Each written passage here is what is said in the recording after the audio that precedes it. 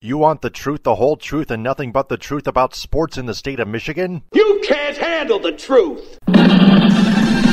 Well, we're giving you the Michigan Sports Truth Podcast on Stables Media, the show that provides research and statistics about all the Detroit and Michigan sports teams, whether fans like it or not, and detects, exposes, and reveals actual and hidden facts and truth that the mainstream media doesn't want you to know. No junk, no entertainment, no homerism, no slappiness, no coddling, no pop culture, no conspiracy theories, no opinions, no shilling, and no fluff. Head over to our website, the Michigan Sports Truth Podcast.com. Follow us on Twitter, Periscope, and Instagram at Michigan_Truth. And like and share our verified Facebook page, the Michigan Sports Truth Podcast. Also listen to us on Spreaker, CastBox, iHeartRadio, Google Podcasts, Apple Podcasts via iTunes, and Spotify. And like Stables Media on Facebook.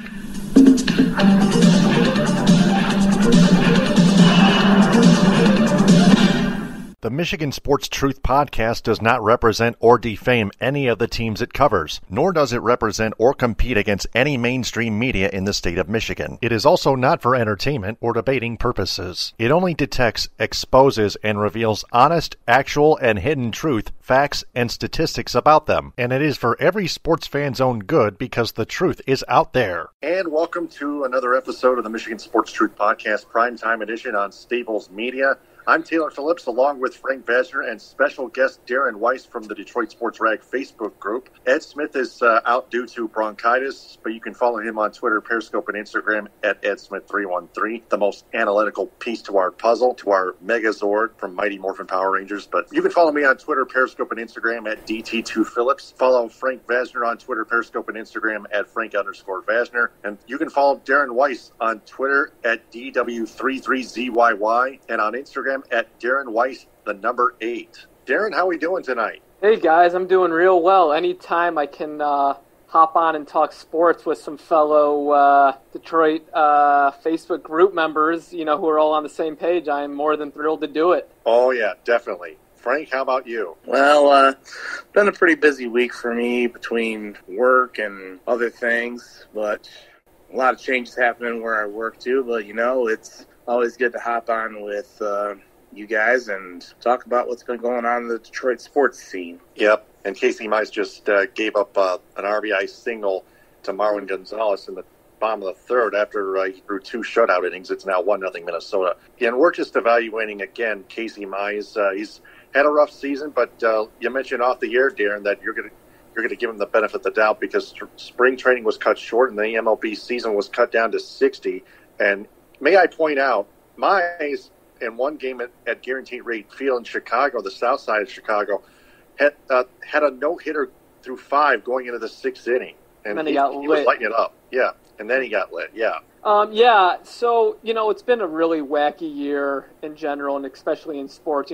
Spring training was cut short, and, Casey Mize hasn't really been a professional for a super long time, and everyone was expecting him to be ready out of spring training. With spring training being cut short, it's really tough to call, a pitcher up that hasn't been in live game situations, seeing hitters outside his own organization. So I'm going to give him the benefit of the doubt this year. But next year, he's going to be turning 24. It's not like he's, 19 or 20 coming into his second professional season. Like, all right, giddy up. Let's see what you got. And that's going to be really important. Whoever Al Avila and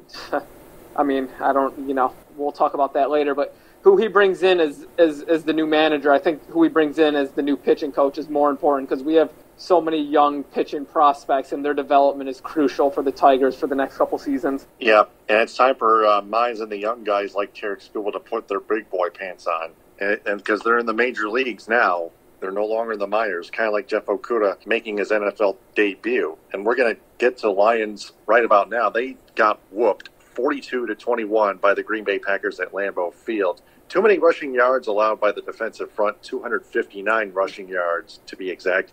Aaron Jones, their running back for Green Bay, kept burning the entire Lions defense with 18 carries for 168 yards and 2 touchdowns. The secondary defense didn't show up either. 229 passing yards. Okuda's NFL debut wasn't great. He allowed 7 completions for 121 passing yards and a quarterback rating of 110.8 by Aaron Rodgers, who targeted 10 times. But it'll take some time and assistance from the coaching staff for Okudah to develop into an NFL star, and it's only his debut game. But Okudah does have to realize that, it's a wake-up call for Okudah. Just got to realize you're in the big leagues now, not in semi-pro anymore. It's the NFL, guys. Yeah, it's funny. Out of 99 cornerbacks, Taylor, that played on Sunday, he was ranked number 98th out of 99 by Pro Football Focus or whatever that ranking is. And it's funny, Davante Adams left the game in the first quarter. He didn't return, so it wasn't like it was Davante Adams, some, all-pro tearing him up. I mean, it was that Valdez Smith guy. These guys aren't, Valdez-Scantling, I believe you're referring to, yes. Darren. I'm sorry, yes, Valdez-Scantling. It's not like these guys, it wasn't like it was Davante Adams or he had to, square up against Michael Thomas in his first game. Like, he got a break when, Davante Adams didn't return, and he did not look good in coverage and zone. He looks slow. I don't know, if the hamstring's still bothering him. Who knows if there even is a hamstring injury there. That's why he was scratched the first game. But reports early in camp where he didn't even look good in camp. So, I don't want to jump the gun. It's the first game. But, he's the 3rd overall pick. He's the number 1 corner taken. So he's got high expectations out of the gate. Yeah, and kind of like Casey Mize being the 1st overall pick back in 2018. And he had a long way to go, maybe because he was trying so hard for so long to work on his command, like Casey Mize. Jeff Okudah's been trying to work on his speed. And may I touch on Okudah real quickly? A lot of people thought that Okudah in week 1 was a healthy scratch. He was actually out with a hamstring injury. That's why he couldn't play week 1. He had a hamstring injury. I guess at least I'm willing to bail out Okudah there. But that being said, 31 straight Packer points allowed before the Marvin Hall touchdown, which was clearly in garbage time and not even a tease like the Lions' 14-3 lead. Stafford threw 2 touchdown passes to start off the game and then later a pick 6 and got sacked once near his own goal line.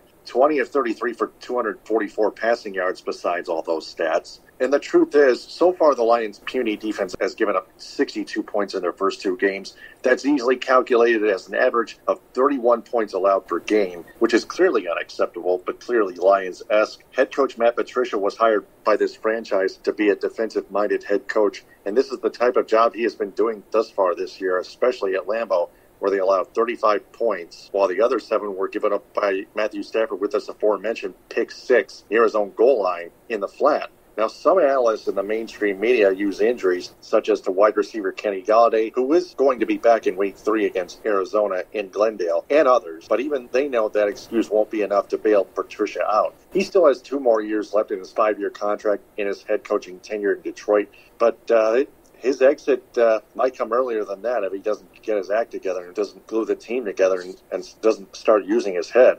And Stafford's too much of a gunslinger, but although he's a good quarterback and he deserves to be on a winning team, he even threw a short gunsling to Marvin Jones Jr. that was actually off target at one point. That really set me off when I watched the game. Also, for those that think Jeff Okudah was a healthy scratch in week 1, they need to keep in mind he had a hamstring injury. In other words, those people are unreasonably and recklessly kicking him to the curb so early. But I understand Jeff Okudah really had a rough game. Again, 7 completions for 121 passing yards allowed on a quarterback rating of 110.8 by Aaron Rodgers, who targeted him 10 times. It's only part of that trashy Lions secondary defense, and the defensive front wasn't good either. Again, 259 rushing yards. So, Darren, we'll start with you, and then we'll turn it over to Frank. Darren, just fire away at those Lions, who became the first team in NFL history to lose 4 straight games in which they had a double-digit lead in 11 straight games, the most since losing 19 straight from 2007 to 2009,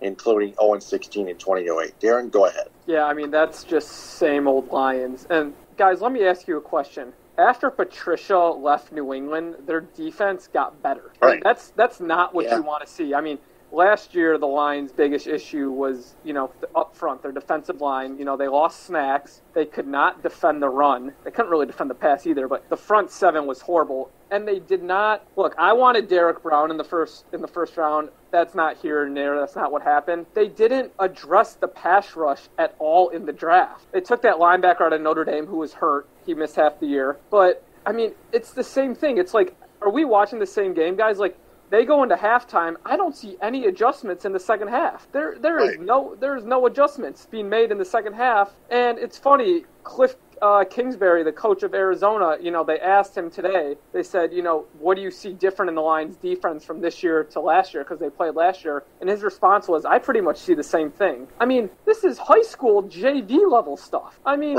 is this not frustrating? Or like middle school, too. Yeah. I mean, exactly. I mean, there's a reason that only the Patriots can make the Patriot way work. The Lions went out and they signed 3 guys from New England, right? And they're trying to fit these guys in the Patriot system. That linebacker they took from Hawaii last year, Frank, tell me his name, Jelani Tavai. Kurt, thank you. He was projected a 6th-round pick. They reached for him in the 2nd-round pick. He looks horrible. Jared Davis looks slow. I mean, in today's NFL, you talk about getting bigger, faster, and stronger with guys that can play multiple positions. These looks like the Lions are just slower. Wow, yeah, very slow on, especially in the defensive front. Jared Davis, oh my God. And then the cornerbacks, yeah, they're slow too. I mean, Desmond Trufant, is he out for the year? We haven't heard that he's out for the year. He was just out for week 2. That's it. Yeah, I don't believe he's out for the year. But, I mean, Darren, you kind of took the words right out of my mouth with what Cliff Kingsbury said about the difference between last year and this year with the Lions defense. And, of course, they have a different guy calling the plays defensively, Corey Unlin, and he hasn't made any changes either, which that is an indictment on itself, especially the fact that the Lions aren't willing to make any adjustments. And I think we also have to consider that Matt Patricia has a worse record than Rod Marinelli did as Lions coach, and that included an 0-16 season. So, I mean, as much as I want to believe that Patricia's going to get whacked at some point in season, I still have my doubts about that, given the fact that Bob Quinn has his back, and also the Ford family has Bob Quinn's back as well. So only time is going to tell. Well, let me ask you this, Frank and Taylor. If the losing continues, if he hasn't lost the locker room yet,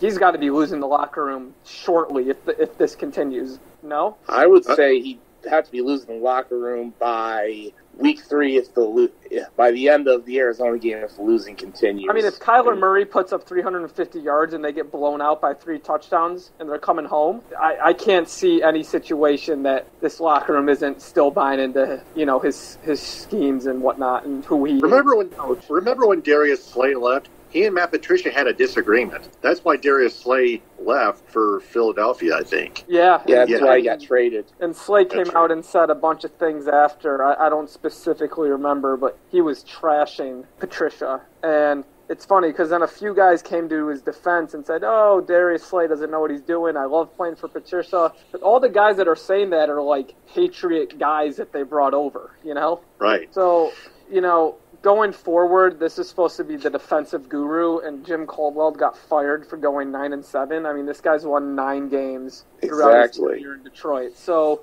and it just feels like every time we get a new coach and a new GM, it's just like we have to reset, And I feel bad for Stafford because I think Stafford, everyone wants to go blame Stafford. Stafford's not giving up 45 points. Stafford, he doesn't have Galladay. Like, he's never had a run game. His offensive line, I would say, has been average at best, and I would say that's a conservative way to say it. I mean, I think we're lucky to have Stafford, but at this rate, if we keep losing, we might have to look at, other options. Trevor Lawrence or something, Yeah, Trevor Lawrence. Yeah, and may I touch on Stafford? You touched on Stafford not giving up 45 points because he's not giving up way too many pick sixes. He usually doesn't throw pick sixes like he did in Green Bay this past Sunday. Right. He doesn't, he deserves to be on a winning team. Absolutely, and I would love to see him in a system that is competent. If Ben Roethlisberger retires this year in Pittsburgh, thinks they still have a team that can compete. It'd be interesting to see him in Pittsburgh or, before Cam Newton signed in New England. Or I just think that Stafford does not get enough credit. I think he's a really, really good quarterback, and I'd say he's top, 10 quarterback in the league, top 12. And the Lions just continually don't really give him much to work with, and kind of feel bad for the guy, but I mean, when's the last time we had a 100-yard rusher? I want to say Reggie Bush in 2013. Yeah, I mean, that's... And then Kerryon Johnson. Oh, Kerryon did get one more recently. Thank you, Taylor. You're right. Okay. But, I mean, is it... Let me ask you guys this. Do you think if the losing continues, I mean, are both of them gone after the year if they go... I guess if they don't make the playoffs. I mean, they go 5-11, 6-10. I can't see them, either of those guys, Quinn or Patricia, coming back. Can you? Definitely not Patricia. Normally not, no. But like Frank pointed out, Bob Quinn has Matt Patricia's back, and the Fords have Bob Quinn's back. It's like a loyalty chain reaction until the Fords sell the damn team. And that's never going to happen. I've said for a long time, the Lions will not be a good team until they have new ownership. And, it's just, I feel like it's the same thing. Wash, rinse, repeat. I mean, if you look at Bob Quinn's draft picks over the last 4 seasons going back to 2016, there are so many whiffs. I mean, sure, he got Galladay at really good value in the 3rd round, and Ragnow was really nice. But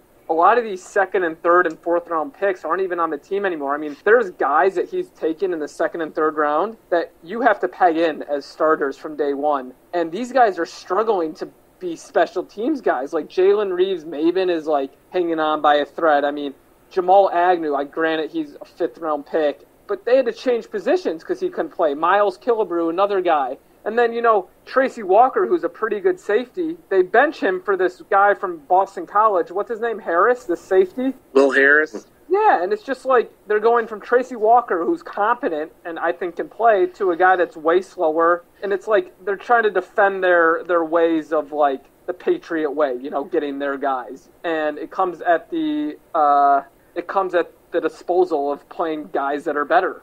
Yeah, and let's not forget about Tease Tabor either. Who I don't even know if he's still in the league or not. Yep, 2nd round pick, right? Yeah, he was 2nd round pick. Yeah, and 2nd round pick, and the guy's off the team 18 months later. I mean, very quick, kind of. And the biggest thing with you look at it this year, DeAndre Swift, and look. If you have a top 10 pick, in my opinion, you need to take a position that can affect every play. So that's quarterback or offensive and defensive line. Tight end and quarterback in the top 10, historically are big no's. That's like hitting, in blackjack, if you have 20 and you think the dealer is 21, you're, hitting on 20. It's just the risk and the reward I don't think pay off. And, DeAndre Swift in the 2nd round, and I told some guys this. I was on another podcast. I said, look, I like the player. I don't like the pick because he wasn't a need. Our defense is such a need, and the front 7 is such a need, and they went away from that. I think DeAndre Swift could be a nice player, but it was a necessity pick, and the Lions are not good enough to make necessity picks. They need to make picks that are needed, not, the sexy pick. I don't know if you guys agree or not with that. I agree with you 100%, Darren. They never draft on need. It's always go for, hey, this guy is really ranked high. He fell in our lap to us, so we grab him. Or we go and grab somebody who we really like in the top 10 who shouldn't be grabbed until late 1st round. See T.J. Hawkinson. When in that same draft, there was a better tight end from the same school. Yes, at Iowa. Noah Fant, who's with the Denver Broncos and has actually been a lot more productive. Looks tremendous. With a lesser quarterback. Yeah, lesser quarterback than Matthew Stafford, may I add. Yeah, and now I think they're on their 2nd string quarterback now that, Yeah, Locke's hurt. Right. So, it just seems like all these guys, they're trying to fit a system that just doesn't work. And whoever takes over this job next, because it's going to happen if this is, if they continue on the same spiral, downfall. It's not going to be. Yeah, it's not going to be in a very attractive job for a GM or a coach because this is like they're going to have to tear it down and start over again. It's like a 3 or 4 year project. I mean that offensive lineman they gave all that money to from Philadelphia. Vitae. Philadelphia couldn't wait to get rid of him. Yeah, he was their 4th tackle, and I know people are going to say, "Oh, well, he was on a Super Bowl winning team." Well, what people don't realize is in that Super Bowl game, he allowed 9 QB pressures. Wow. I didn't know that. Mm-hmm. I know, right? It just looks like they're spending their money in the wrong places. The draft picks obviously don't add up. And the play calling, and I was telling Taylor this before the show, Frank, it's so predictable. I mean, your strongest asset is Stafford, who's a gunslinger, as Taylor said. So just play to the strengths. Open it up. Go 3 or 4 wide. Get the offense moving. It's just the same run up the middle, and then you're looking at 3rd and 7. I feel like it's 70% of the time. They don't want to play to the strengths. Like Stafford is a deep ball throw guy. He's had one deep ball throw in the first 2 games of the season. Like, you have to play to a player's strengths, and they're playing to a system rather than the strengths of their personnel, I feel like. Well, I think you're absolutely right about that, Darren. It's all they bring Darrell Bevel in, and what he likes to do is run the football. And aside from making the worst call in Super Bowl history, right, he's basically tried to turn Stafford into a game manager, and that's not what he does. It's not who he is, right? Yeah. No, he's the guy that passed the ball on the 1-yard line in one game. Oh. Yeah, so, DeAndre Swift, they talk about how electric he is and when we can get him in space. But okay, let's get him in space then. Throw him a screen pass or, do a pitch to the outside. I haven't seen any of that even, and that's like basic stuff, And of course Bevel doesn't do that stuff. He just runs the football up the middle like you mentioned before. So, just like Lombardi before him and whoever it was before him and Jim Bob Cooter. Bob Cooter. I actually, in between. Linehan was probably the best offensive coordinator we've had in the last 10 years. Linehan, yeah. So, yeah. Mm-hmm. Yeah, definitely. When Calvin Johnson was on the Lions team. Right. Yeah. That was, and we had a solid defense then, and they still couldn't figure it out. So I think the conclusion that I've come to is until there's a new owner, it's just going to be the same stuff. Yeah. Yep. And it's hard because I'm such a fan, and it's hard not to, it's hard to just, here we are every Sunday, same time, same place on the couch, watching the game. Yeah, we're going to keep on critiquing that team over and over and over again, whether they win or lose, especially if they lose. But I want to touch on the Ford family. I heard a rumor that when Martha Ford passes away and Sheila Ford Hamp is left with the sole ownership, even she might most likely sell the Lions, kind of like that Lynn Henning report picked up by Detroit Sports Nation one time last year. When Marion Ilitch passes away, I know she's still alive, and she helps Chris Ilitch own the Tigers. But when she passes away, then Chris Ilitch most likely will sell the Tigers and maybe even the Red Wings as well. I just thought I'd add the Red Wings there, but Lynn Henning only said the Tigers. But I think for the Red Wings, Chris Ilitch, he did fire Ken Holland, according to Jeff Moss, last year. Yeah. I think from people that I've talked to, the Ilitch family prefers to keep the Red Wings and sell the Tigers. Yes. Who knows what will happen? Chris is obviously not like his father, which is too bad. He doesn't want to spend the damn nickel. Right. He has no passion like Mike used to have. So, in a sport like baseball where there's no salary cap, as a fan, I would like to see them sell to an owner that's more involved. In hockey, there's obviously a salary cap. So if he chooses to keep one, and from what I've heard, they want to keep the Wings and keep that in the family, and they're okay getting rid of the Tigers. But I guess time will tell with that. Yep, and we'll keep our eyes on that, too. Most importantly, Chris Ilitch continues to be that parking lot king, like you've heard before, from last year on out. And that's the exact reason why I have put him at the same table of inept owners as James Dolan, Robert Sarver, and the Ford family. Mm-hmm. And Jeff Fourier, too.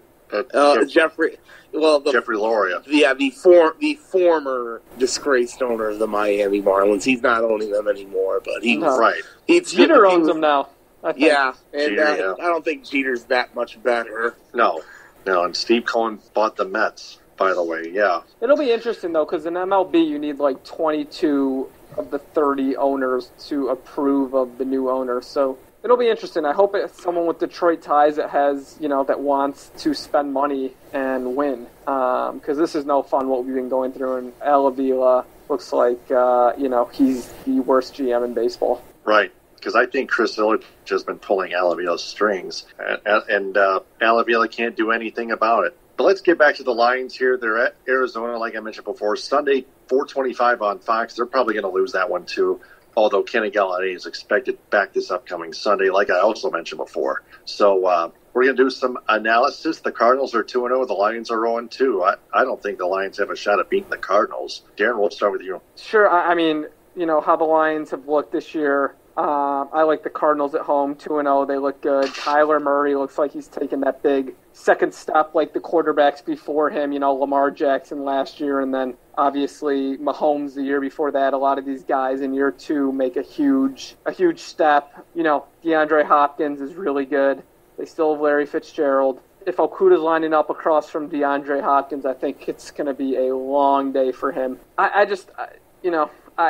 don't see much to it. I don't see the Lions winning. It looks like Cliff Kingsbury's got Patricia's number. I think if my memory serves me last year, they got out to a huge lead last year. It was like, 28?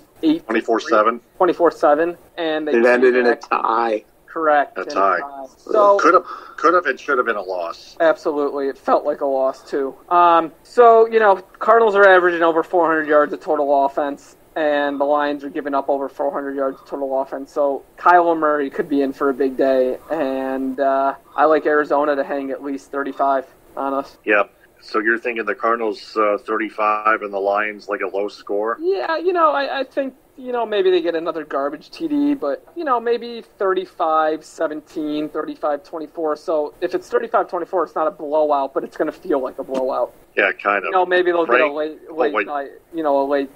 late game touchdown, whatever. But, yeah. That's my prediction. Cardinals by double digits. Yep, 35-24. We'll go with that. Frank, your turn. I'm going Arizona 38-20 over the Lions. I mean, kind of like what Darren said, they're averaging over 400 yards a game, and Kyler Murray has taken his game to the next level, kind of like Lamar Jackson and Patrick Mahomes did in their respective second years in the league. I think you mentioned and DeAndre Hopkins and, of course, Larry Fitzgerald, who's still seemingly an ageless wonder. But let's not forget about Kenyon Drake, running back either, who they acquired from Miami at the trade deadline last year there. So I'm going 38-20. I just think Arizona's got way too much firepower. Yeah. In fact, I'm going to go with the Cardinals 42 and the Lions 17 again. Because, I predicted the Packers to score 42 points last week on our show, and I believe I hit on the nose. Yes, you did.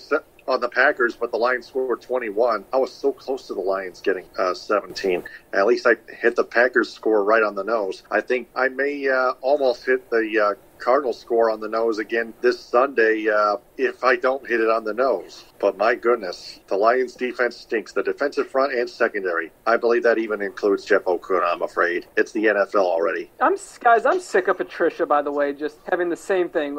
I got to coach better. We got to play better. It goes back to the fundamentals. I mean, are you guys tired of hearing that after every single game? Exactly. Right. If it's the same thing over and over again that you're saying and nothing's getting better, you're the root of the problem, Patricia. So, adios. Right, and I keep having to say the Ford should sell the team.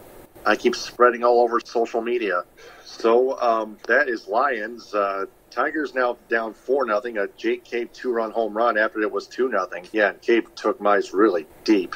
I believe it is the fourth inning now, but anyway, Tigers are pretty much out of it. They lost 3 of 4 to the Cleveland Indians, and they lost 5-4 in 10 innings to those Twins at Target Field. They're down 4-0, about to lose another one anyway. Tigers wrap up their 4-game set to wrap up the season in Kansas City against the Royals at Kauffman Stadium. Let's just move over to Ron Gardenhire retiring due to health concerns. He had a stomachache due to food poisoning in Minnesota a couple weeks ago, 2.5 weeks ago. And now Lloyd McClendon takes over as manager for the rest of the season. And before we get to Nick's post from the Detroit Sports Rag Facebook group, my question is, will the Tigers make Lloyd McClendon permanent manager starting next year? Darren, we'll start with you. I don't even really know if it matters. I talked about before the show and maybe on the show, it matters more who the pitching coach is because we have a lot of young prospects. Yeah. They probably won't hire Lloyd McClendon. I mean, he's gone through the process twice now after Leland was fired and after... Or Leland retired, actually. After Leland retired and after Ausmus was fired, he was interviewed twice. And then he got the gig in Seattle for, 2 seasons maybe? 2 seasons, Lloyd McClendon, yeah. I think if he was a good manager, not saying that he's not, but if he was a desirable manager, he would be managing somewhere right now. I think the Tigers are going to try to move in a younger direction. But with that being said, I think I read something, and tell me if I'm wrong. I think they want someone with previous experience. So I saw like Manny Acta and Gabe Kapler. Yeah, just like guys that, use analytics and are big number guys. And yes. Jeff Moss wants those guys, by the way. Yeah, he's been on the Manny Acta train for 10-plus years now, I think. Therefore, so have we. Yeah, that's right. So, no, I don't think McClendon's going to be the manager, and I hope Chris Ilitch decides to spend a little bit of money. But isn't it funny, guys, and I won't say any names, but there's a few Twitter accounts out there that were so excited and all up in arms when the Tigers won a few series earlier in the season, and it means absolutely nothing. And I would go and I would ask this guy, I said, if you're a true fan, knowing how bad they are, you'd want them to lose every game, because now, instead of the first, second, or third pick, we're looking at the fourth, fifth, or sixth pick because we won a couple of series back in July. You know what I mean? And I'm not going to mention this guy's name on Twitter. I'm sure you guys can figure out who that might be. But that stuff annoys me. We're in it for the long run. Lose out, spend some money, let's develop the guys, and whatever. I don't need to see, Jonathan Shoup. I don't need to see people getting excited. Jonathan Scope hitting a home run and, Twitter exploding and, because we beat Cleveland finally.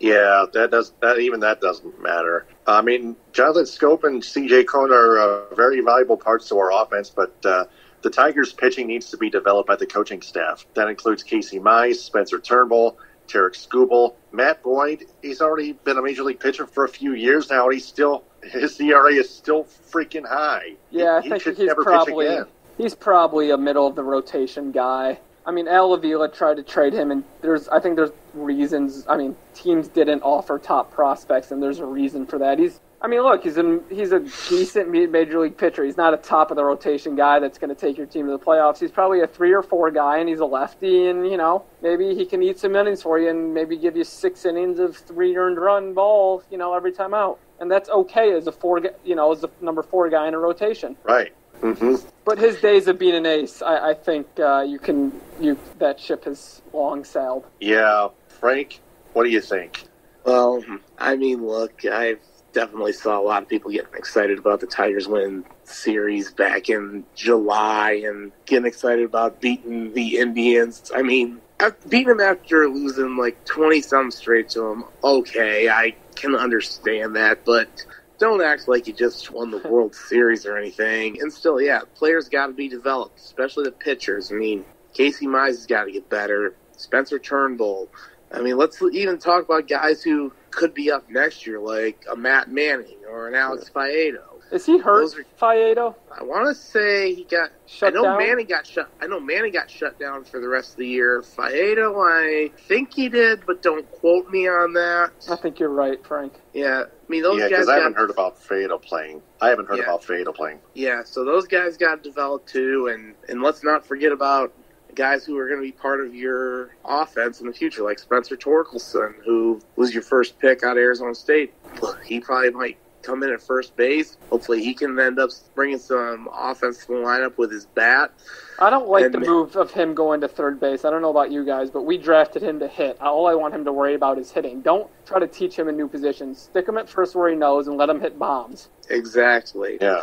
And even other guys, too, to watch, like Dylan Dingler, who they took in the second round. That could be another guy who you put in at catcher, too, because your current options at catcher outside of Austin Romine, not good. And I'm talking Grayson Griner, Jake Rogers, and God. I don't think... Eric Haas. Oh, yeah, I knew I was forgetting somebody.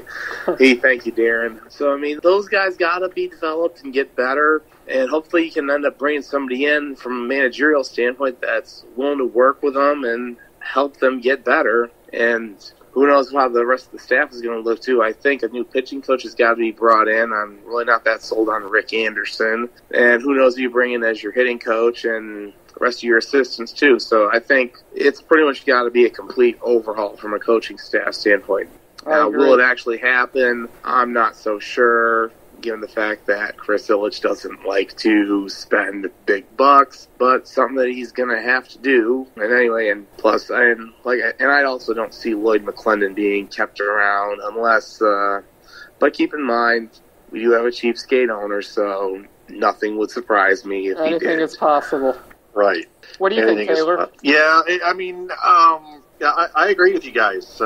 Chris Ilitch has got to start spending. He's got to start meaning business. Otherwise, if he's going to continue to be the parking lot king and not even care, then it'll be just time for us to wait until it's just for his time to sell the team, whatever the case in the future may be. Let's go ahead and get to Nick's post from Nick Nine-Siliski from the Detroit Sports Rag Facebook group on Lloyd McClendon.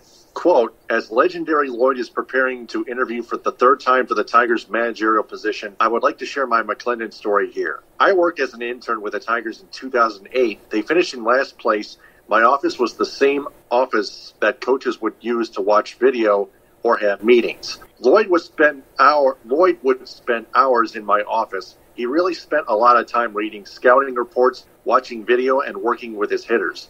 I will give him that. Anytime that he needed to do early hits or early batting practice, he would have to call the groundskeeper Heather Nabosny to set it up. Her team would have to clear the field, set up the equipment, etc. He would then let Rafael Belliard, the defensive coach once, know what he had going, in case Belliard had some guys he wanted to go out and get some defense work in. When Lloyd would call Heather, he would do it on his desk phone, on speakerphone, and she was always so nice to him. Just like whatever you need, Lloyd, it will be ready for you. One day, though, she told him that she needed to block off a section of right field because there was a busted sprinkler head they were working on. She didn't tell him no. She just said she needed another 15 minutes more than what he asked for so she could barricade the workers from getting hit while they worked. He was like, okay, that's fine. He hangs up the phone and yells, how the F are they going to have a bitch be the head groundskeeper for a Major League Baseball park, quote unquote. Ouch. Lloyd McClendon just insulting Heather Nabosny, the head groundskeeper. I mean, Lloyd McClendon sure laid a bomb on her for almost no reason. Darren, we'll start with you and then we'll go over to Frank. Darren, what do you make of that? I don't know what to make of that, honestly. I mean, doesn't sound like somebody that I'd want, managing my team, not just based off a personality standpoint and how he treats people, Right. I mean, there's a lot of things that go on in the clubhouse that we don't hear about, and I like that story, God, that's not something you want to hear from a potential manager. Hey, Frank? Yeah, you're absolutely right about that, Darren, and I kind of wish I'd heard about this sooner because this past weekend I saw a friend of mine who I believe at one point was on the grounds crew at Comerica. I don't know if she would have been there at the time of this incident, though. But the fact that Lloyd McClendon has to go and insult Heather Nabosny like that after she bent over backwards for him and pretty much did everything that he asked for just so he could get his guys some work in, so Belliard could get working with the outfield and the infield, and he goes around and insults her. That's a true indictment on his character. And look, that's not anybody who I'd want managing the ball club too, like that. And by the way, Darren, thanks for the follow on Twitter. Oh yeah, just saw that. You got it. So we can interact. Yeah, definitely. I totally interact with Ed Smith Frank. too. Ed Smith? Yeah, at EdSmith313 on Twitter, Periscope, and Instagram. Got it. Yeah, get well, Ed. Please. Yes, we need you back next week. So that's Tigers right there, and that's Lloyd McClendon. Man, what an absolute son of a bitch. Now, well, I mean, I could have told you that he was kind of an SOB when I believe when he was managing the Pittsburgh Pirates, he was famous for throwing bases after getting ejected. I'm pretty sure that's a clip on YouTube somewhere. Wow. Right. Yep, definitely. Yeah, he was throwing bases when he was managing for the Pirates. Yeah, I saw that on one of Urinating Tree's videos. Yeah, I figured that's something that Tree would have posted. Yep. Yeah, and follow Urinating Tree on Twitter at Urinating Tree, along with 5 Points Vids. Those were the two co-hosts of the Dumpster Fire on YouTube. Now for even more Tigers, actually, in our TMSTP story vault from Jeff Moss of the Detroit Sports Rag on November 10th, 2014, Mario Impemba and Rod Allen still hate each other. And no, this is not the 2013 article. It's one from 2014. Moss writes, last summer I wrote an article regarding the contentious off-air relationship between Fox Sports Detroit broadcasters Mario Impemba and Rod Allen. Sources have informed me that the relationship between the two Tigers TV announcers was so awful that FSD executives had to bring the two in for a meeting to discuss their unhealthy behavior. The broadcast team was also shown images of famous duos that had broken up over personality issues. Like Martin and Lewis, Dean Martin Martin and Jerry Lewis and Simon and Garfunkel. Based on what the Detroit Sports Rag has learned over the past week, it would appear that not only has the off-microphone relationship failed to improve, those same FSD execs now believe that the overall chilliness between the pair has seeped into the actual broadcast. I've been told that Rod and Mario's bosses had a meeting last week to discuss this ongoing issue, and some at company believe that the lack of chemistry between the two led to a ratings decline for Tigers broadcast in 2014. Full disclosure, I do not like Impemba and Allen. I think they are awful slapdick homers who wouldn't recognize an advanced metric if it slapped them upside the head. And the idea of Allen getting clocked in the dome by batting averages on balls hit and play just made me laugh. My dislike for the broadcast team is so great that I watch Tigers games on mute all season long and listen to Sirius XM podcasts or my iPhone music. But it has nothing at all to do with their chemistry. It's because they suck really, really bad. And they're dumb, like really dumb. The idea that Tigers fans care about whether or not Mario and Rod like each other or dine out on the road is laughable. People tune into FSD to watch the Tigers play. Bill Maher and the head of ISIS could be the 2015 tandem, and the only thing that would matter would be the product on the field. If ratings went down, it's because the team is incredibly frustrating on a night-to-night basis, and the Tigers underachieved for a large portion of the season after their incredible start. That's why ratings went down. No other reason, full disclosure. Anyway, I'm told that the meeting last week focused on what to do about this issue and whether or not a third person should be a part of the broadcast team in 2015. As you probably already know, former Tigers ace Jack Morris, an actual member of the '84 World Series championship team, and not someone who had only 27 at-bats that season, tagged along in September for some of the telecasts as an added voice. According to my sources, just about the only item that Allen and Impemba can agree on is their absolute distaste for having to share the booth with Morris, or anyone else for that matter. Further complicating this issue is that the FSD honchos were not impressed with Morris's September cameo appearances. And any idea of Morris joining the booth as a permanent third wheel has been quashed. So here's what we are hearing about the meeting last week to discuss 2015 Tigers television broadcast. Number one, while Morris won't be added permanently, the executives do like the concept of the third voice in the booth. Instead of it being one new hire, though, it is more likely that they will rotate a few ex-players in that role, such as Kirk Gibson. From day one, it has been believed that FSD wanted John Smoltz for the permanent role, so maybe they will be able to get him on a more limited basis. Not the case, though, may I add. Dan Petrie would obviously make sense as well, and Petrie has actually been added. Number two, at this time, there is no plan to fire either Impemba or Allen, but if push comes to shove, I am told it'll be Ron Allen on the outside looking in, mainly because Impemba is in tight with the Ilitch family. It is also much more difficult to find a competent play-by-play man. The level of hatred between Mario and Rod cannot be overstated. They've already been lectured on this subject, and now secret meetings are being held to see what can be done about it. The higher-ups believe that adding Morris to the team lit a fire under Impemba and Allen, which created a better broadcast. That's what we know at this point. Part of me didn't even want to post this article because it's just another heads-up to Allen to get his act straightened out. There was nothing I'd love more to see him get axed and replaced with an advocate of sabermetrics. But the news stops for no man, even though I am probably hurting myself by hitting submit right now. Oh well, I always have the mute button. That's the end of this article. So, to recap here, as we keep following through this developing cold case of the Impemba-Allen hatred feud, we learned at the time that both Kirk Gibson and Jack Morris had been added to the fray at that point. And now we have past information that Mario had notorious love for the Ilitch family, which had been so PR and toxic, and we know we hate the Ilitch family as sports team owners because they only care about themselves, starting off the top with Chris and Marion, who keep buying other properties around the greater metropolitan Detroit area, which is why we rightfully label Chris Ilitch the parking lot king. Not to mention, Chris Ilitch was using Little Caesars Arena as a prison cell facility for the riots, and that's what aggravated Jeff Moss, that he even hates Chris Ilitch even more, and therefore so do we. And Chris Ilitch is a Donald Trump supporter, and Jeff Moss doesn't like it, and neither do we. Neither do I, especially. So Mario Impemba could have been hated even worse had he remained the Tigers' play-by-play commentator on Fox Sports Detroit.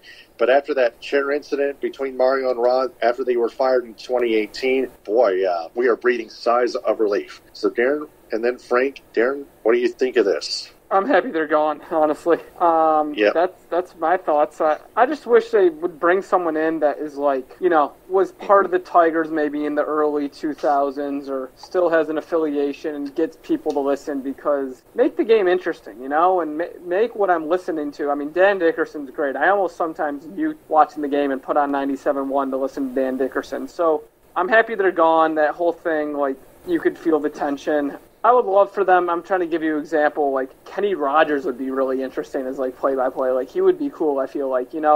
Bring someone in like that, and see how that goes. What do you guys think? I second that, Darren. I'd love to have the gambler in on a broadcast, or at least see what he can bring to the table as a color analyst. I mean, right now I think Matt Shepard is an upgrade over Impemba, but that's like saying riding a bike is an upgrade over walking somewhere. Right. And I mean, look, I know that they should have gotten rid of Rod Allen at least before the whole chair incident, because Fox Sports Detroit, the executives could clearly see that these two weren't getting along. It wasn't working. That's something. I mean, not just in sports commentary or broadcasting, but in any business in general. If you see there's a problem, it's something that you've got to nip in the butt quickly before it escalates. I know they were trying pretty much everything in order to not have to fire one or both, but unfortunately, sometimes you just gotta skip over the easy options and go with the tougher ones first. And I know there were times, I want to say it was before the whole chair incident, where they would put Rod in studio, or they would split, or they'd have Dan Dickerson in the TV booth and put Mario on the radio broadcast. And, I think maybe that's something that they could have stuck with down the road, but unfortunately that didn't happen, and here's where we're at now. So we'll see if someday the Gambler returns to TV. I'd like to have him on with Shepard, but that's just my thoughts. All right. That's our TMSTP Story Vault segment. And, in our TMSTP Story Vault segment, we cover a lot of Jeff Moss's old stories about the Tigers, Lions, Red Wings, and Pistons especially. Except we don't step too much on the media's toes. Except we did with Mario and Impemba and Rod Allen and stuff. So, now that they're already gone, those are... Last week we did it with the 2013 article, August 1st, with Frank and Ed Smith, and now today with a 2014 article. So, just one headline that I would like to get off my chest. Central Michigan University names Amy Fullins from Texas as the new athletic director for Chippewa sports. So, that's the only headline I'd like to get off my chest. So, now we go closing statement segment, and in our closing statement segment, we talked about what we learned over everything that we talked about in this show. So, Frank, show Darren how it's done. Well, my closing statement is as follows. Pretty much what we've discussed is the Lions are pretty much toast, and we hope that Matt Patricia and Bob Quinn are lame ducks. The Tigers just need to keep losing, and they need a lot of serious changes, especially to the coaching staff. And, of course, we revisited Mario and Rod, who didn't like each other now since they're long gone, and also bring the Gambler back just for one broadcast only, just to see what he can bring to the table. Try him out. It's not going to hurt anything. All right. Darren, now it's your turn. My closing statement. Fire Patricia. No. The Lions are going to go in Arizona and get mollywopped. They're going to be coming back 0-3. I think we have to look at abandoning Patricia before he loses the locker room.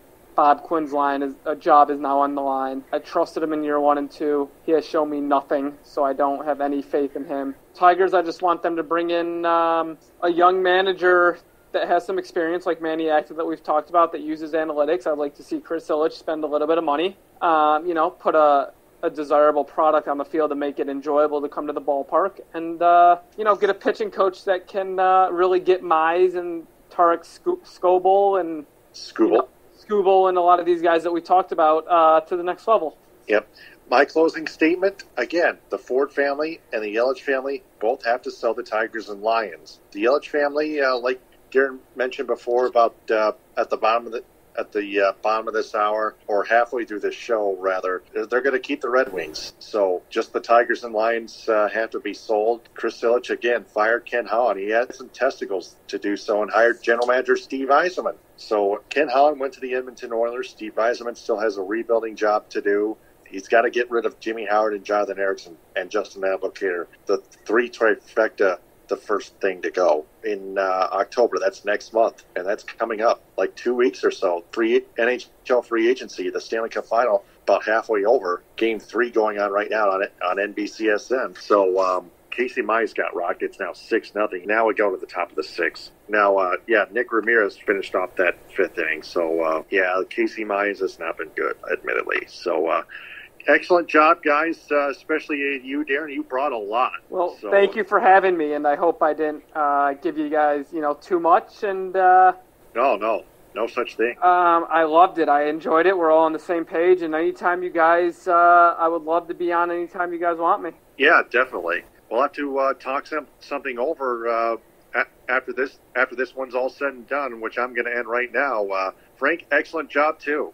All right, thank you much, Darren. It was nice to get to meet you finally, and hopefully we'll talk again soon. Frank, it was a pleasure. Yep, hopefully we have Ed Smith back next week. Ed Smith, get well. So for Darren Weiss and Frank Vasner, this is Taylor Phillips. We'll be back next week. Thanks very much for listening and downloading and sharing. And remember, the truth is out there, the Michigan Sports Truth Podcast on Staples Media. TTFN, ta-ta for now, bon appetit. Hit them with a high, we rest our case. Stay safe.